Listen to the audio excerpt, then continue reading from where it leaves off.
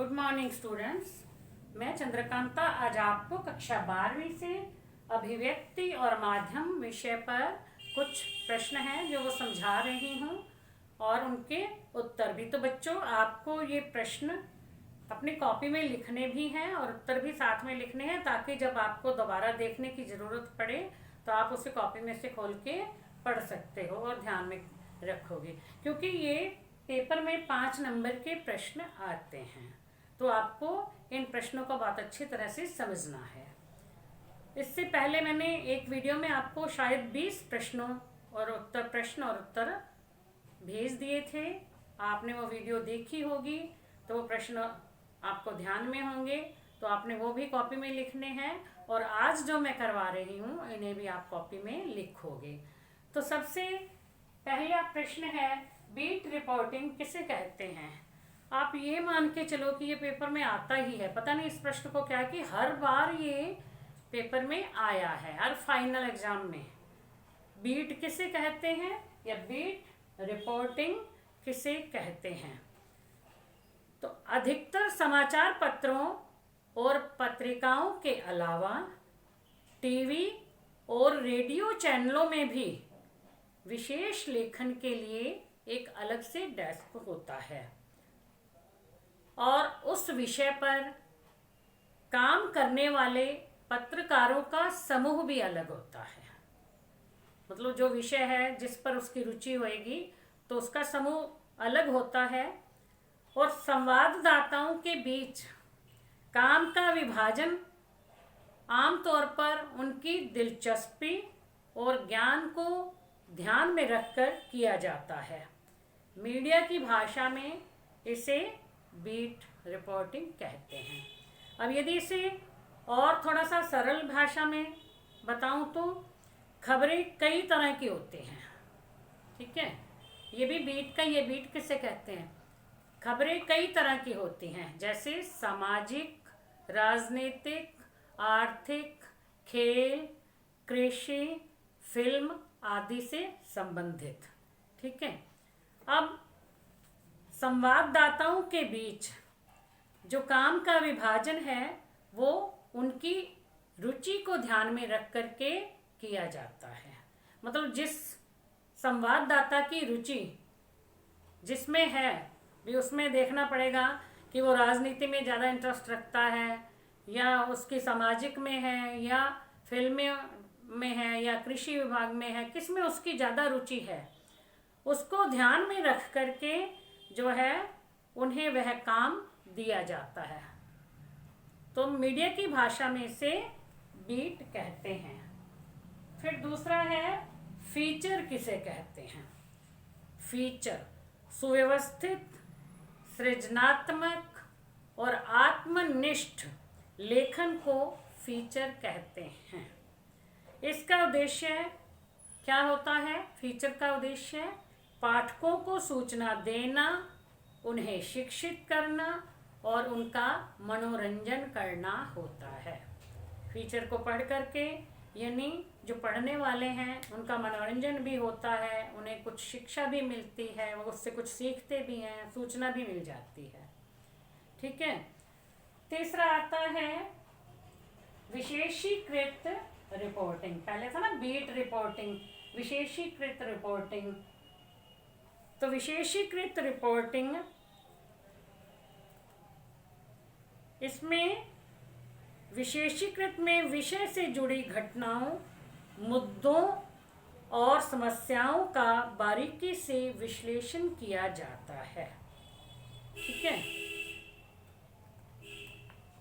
पत्रकार को उस विषय की विशेष जानकारी होनी चाहिए। तो विशेषीकृत रिपोर्टिंग क्या है?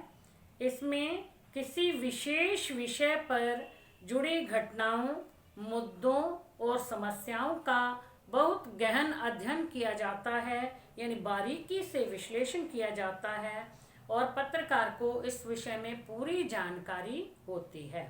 अब दोनों का यदि कई बार इसमें अंतर आ जाता है कि बीट रिपोर्टिंग और विशेषीकृत रिपोर्टिंग में क्या अंतर है, तो दोनों की जो परिभाषा आपको बताई गई है बीट रिपोर्टिंग किसे कहते हैं पहले वो लिखा, फिर विशेषीकृत रिपोर्टिंग क्या है वो लिखी, तो दोनों में वो अंतर हो जाता है। ठीक है, तो अब अगला प्रश्न है, वेबसाइट पर विशुद्ध पत्रकारिता शुरू करने का श्रेय किस साइट को प्राप्त है? विशुद्ध पत्रकारिता शुरू करने का श्रेय किस साइट को प्राप्त है? rediff.com को। इसका उत्तर इतना ही है, rediff.com। फिर जो है, पत्रकार कितने तरह के होते हैं? ठीक है, पत्रकार होते हैं ना, समाचार पत्रों के लिए लिखते हैं, काम करते हैं, तो कितने तरह के होते हैं? पत्रकार 3 तरह के होते हैं। नंबर 1 पूर्णकालिक पत्रकार, नंबर 2 अंशकालिक पत्रकार और नंबर 3 फ्रीलांसर। तो 3 तरह के हो गए पत्रकार। अब पूर्णकालिक पत्रकार ये कौन से होते हैं? जो किसी समाचार संगठन में काम करने वाले वेतनभोगी कर्मचारी होते हैं, यानी वेतन के आधार पर काम करते हैं, क्योंकि महीने के महीने उन्हें जो है वेतन दिया जाता है।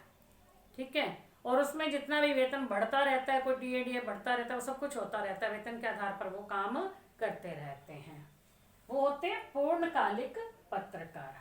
अब अंशकालिक, अंश मैंने होता है ना, जैसे थोड़ा हम कहें कि थोड़ा, अंशकालिक पत्रकार कौन से होते हैं?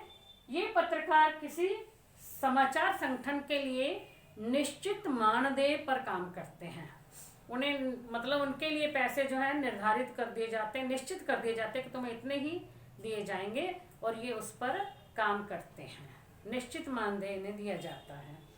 फिर आ जाता है फ्रीलांसर। इनका संबंध किसी विशेष अखबार से नहीं होता, ये किसी एक अखबार के लिए नहीं लिखते। अब ये अंशकालिक और पूर्णकालिक दिए तो किसी अखबार के लिए लिखेंगे, एक ही अखबार में काम कर रहे हैं तो वहाँ के वो पत्रकार हो जाते हैं।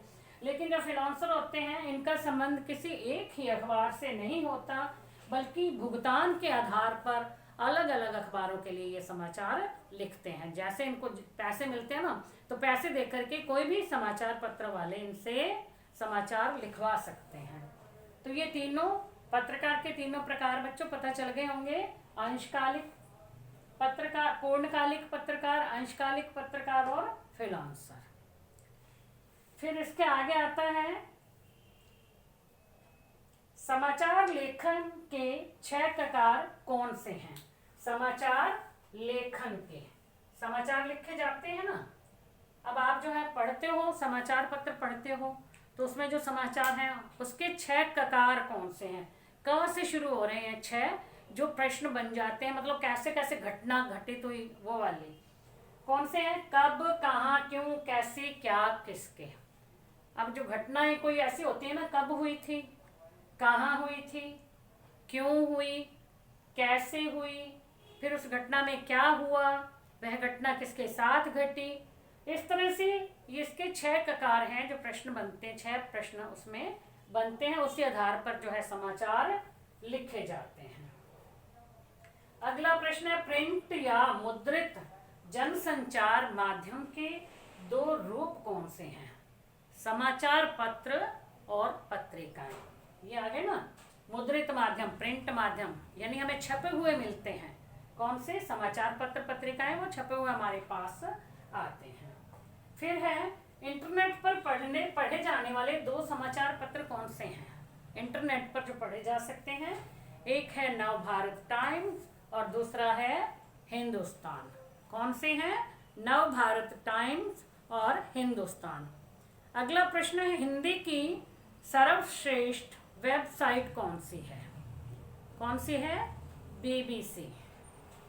फिर है, हिंदी में नेट पत्रकारिता करने का श्रेय किसे दिया जाता है? वेब दुनिया को। अब भारत में इंटरनेट पत्रकारिता का कौन सा दौर चल रहा है? भारत में इंटरनेट पत्रकारिता का दूसरा दौर चल रहा है। अब एक है कि हिंदी का एक अखबार है जो प्रिंट रूप में नहीं है, वो केवल इंटरनेट पर उपलब्ध है। भी हम उसे, वैसे हमारे पास वो अखबार नहीं आता क्योंकि वो छपता नहीं है। सिर्फ इंटरनेट पर आता है, उसका नाम क्या है? उसका नाम है प्रभा साक्षी। ये प्रभा साक्षी अखबार है जो प्रिंट रूप में नहीं है बल्कि इंटरनेट पे हम इसे पढ़ सकते हैं। ठीक है। अब टीवी पर प्रसारित खबरों में सबसे महत्वपूर्ण क्या है? उसमें है विजुअल, नेट और बाइट, ये सबसे महत्वपूर्ण है। तो बच्चों अभी इसका भी आगे जो विस्तार से है वो भी मैं आपको समझाऊंगी।